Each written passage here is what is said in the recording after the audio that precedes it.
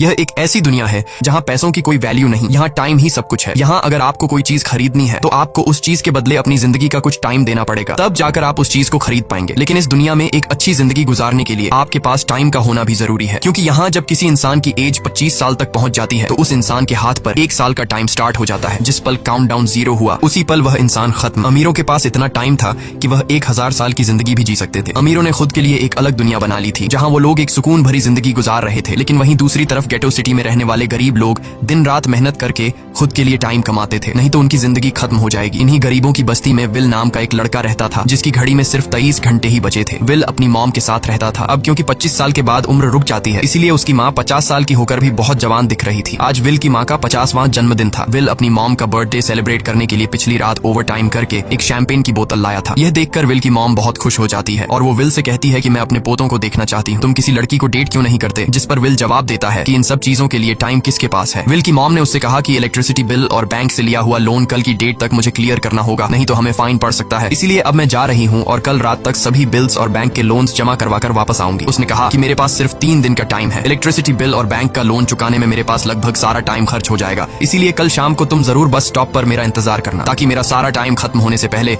मैं तुमसे कुछ टाइम ले सकूं। इस पर विल ने कहा ठीक है, मैं टाइम पर पहुंच जाऊंगा। जाने से पहले विल की माँ विल के हाथ को छूकर उसकी बॉडी में 30 मिनट ट्रांसफर करती है ताकि विल अच्छा नाश्ता खरीद कर खा सके। इसके बाद दोनों अपने अपने काम पर निकल गए। रास्ते में विल के पास एक छोटी बच्ची आती है। वो विल को एक कैप्सूल देकर विल से उसका थोड़ा सा टाइम मांगती है। विल मुस्कुराते हुए उस छोटी बच्ची को कैप्सूल में अपनी जिंदगी का 5 मिनट का टाइम दे देता है और वह चली जाती है। यहाँ हमें पता चलता है कि यह लोग अपने टाइम को एक कैप्सूल में स्टोर भी कर सकते हैं, जिससे यह लोग कभी भी यूज और ट्रांसफर कर सकते हैं। इसके बाद विल काम के लिए फैक्ट्री पहुंच जाता है। काम शुरू करने से पहले वह कॉफी लेने जाता है, लेकिन वहाँ वह देखता है कि हर एक चीज का दाम डबल हो गया है। जहाँ पहले कॉफी 2 मिनट की मिलती थी, अब उसका प्राइस डबल होकर 4 मिनट हो चुका है। यहाँ पर कभी भी किसी चीज का भी दाम बढ़ा दिया जाता है बिना किसी अनाउंसमेंट के। ये बात विल को बहुत बुरी लगती है। मजबूरी में विल ने भी कॉफी के लिए अपनी जिंदगी के 4 मिनट पे किए और काम पर लग गया। दिन भर के काम के बाद रात के वक्त विल अपने दोस्त के साथ एक बार में जाता है। विल का दोस्त एक नंबर का शराबी था। वह हर वक्त शराब के नशे में टली रहता। विल का दोस्त विल को इशारे में बताता है कि वह आदमी सबको फ्री में दारू पिला रहा है और उसके पास बहुत ज्यादा टाइम है। ये सुनकर विल ने जब उस आदमी की तरफ देखा तो उसे चारों तरफ से लड़कियों ने घेरा हुआ था। विल की जब उस आदमी की घड़ी पर नजर गई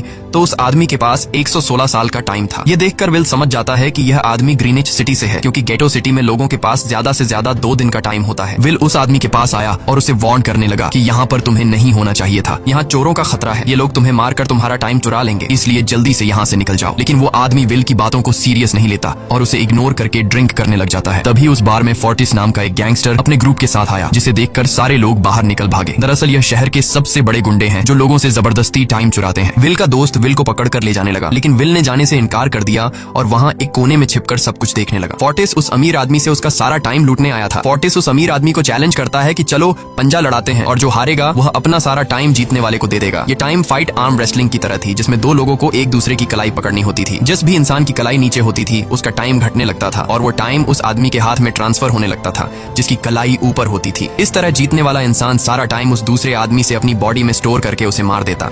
फोर्टिस उस आदमी से कहता है क्या तुम इसके लिए तैयार हो? इस पर उस अमीर आदमी ने कहा कि मैंने बहुत ज्यादा ड्रिंक की हुई है, इसलिए मुझे कुछ टाइम चाहिए, उसके बाद मैं तुम्हारे चैलेंज के लिए तैयार हूँ। फोर्टिस कहता है कि ठीक है, ये तुम्हारी आखिरी ख्वाहिश है, जाओ मैं तुम्हें तैयार होने के लिए कुछ मिनट देता हूँ। फोर्टिस उसके साथ अपना एक आदमी भी भेज देता है ताकि यह भाग न सके। वो अमीर आदमी बाथरूम में आकर बहुत ज्यादा उल्टियां करने लग जाता है क्योंकि उसे काफी चढ़ गई थी, इसलिए अगर वो इस हालत में फोर्टिस से पंजा लड़ता तो इस अमीर आदमी का हारना कंफर्म था। तभी विल वहां पर आ जाता है। वो फोर्टिस के आदमी को मारकर उस अमीर आदमी को अपने साथ उस जगह से बाहर निकाल लेता है और उसे फोर्टिस से बचाकर एक सेफ जगह पे ले आया। विल ने उस अमीर आदमी से कहा कि मैंने तुमसे कहा भी कि तुम्हारी जान को खतरा है, तुम जानबूझकर अपना टाइम क्यों बर्बाद कर रहे हो? वो आदमी विल को अपना नाम हेनरी बताता है और वो विल से पूछता है कि तुम्हारी उम्र कितनी है? विल ने बताया 28 साल। हेनरी ने कहा मेरी उम्र 105 साल है और अब मैं जिंदगी से थक चुका हूँ। मैंने अपनी लाइफ में हर एक चीज का मजा लिया है और अब मुझे इस जिंदगी की जरूरत नहीं है, मैं जीना नहीं चाहता। ये सुनकर विल ने हैरानी से पूछा आखिर तुम कहना क्या चाहते हो? इस पर हेनरी ने कहा लगता है तुम अब तक हकीकत से अनजान हो। क्या तुमने कभी सोचा है कि इस दुनिया में अलग अलग टाइम जोन्स क्यों बनाए गए हैं? आखिर क्यों तुम्हारे टाइम जोन गेटो में किसी भी वक्त